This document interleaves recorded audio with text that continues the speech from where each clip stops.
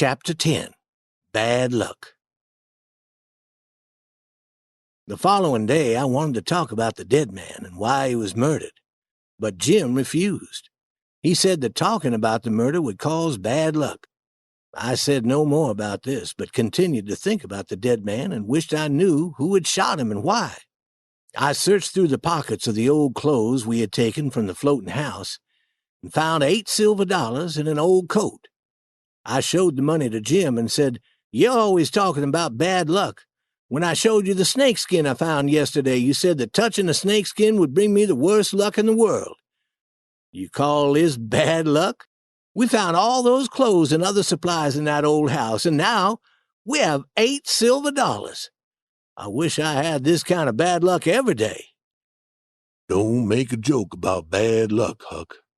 It's coming. Listen to me. Bad luck is coming. It did come, too.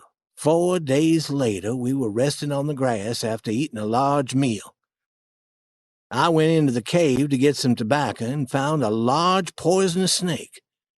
I killed it, placed it on Jim's blanket in such a way that the snake appeared to be alive.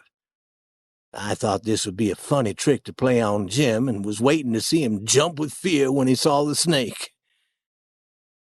When it grew dark and we returned to the cave for sleep, I had forgotten about the dead snake. While I was lighting a candle, Jim lay down on his blanket and suddenly screamed. He was bitten by a live snake. He wasn't wearing shoes and was bitten on his foot. I felt like a fool. I'd forgotten that whenever you kill a snake, a second snake will come and curl around it.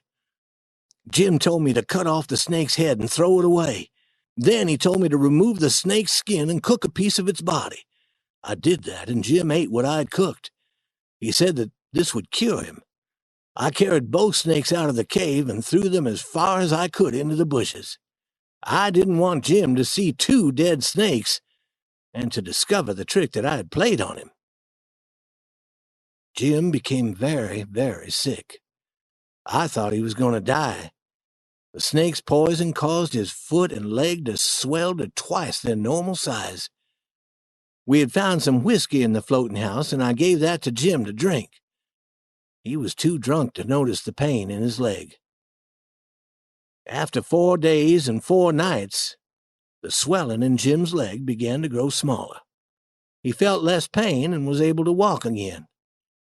I made a promise to myself that I would never again touch a snakeskin.